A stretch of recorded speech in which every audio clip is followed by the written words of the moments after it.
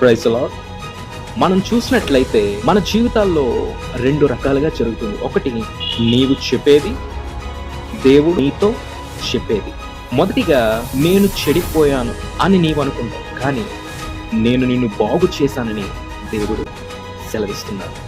Second one, నీవు నాకు ఇది అసాధ్యం అని నీవు అంటావు, కానీ దేవుడు సెలవిస్తున్నాడు, నాతో సమస్తము సాధ్యమే.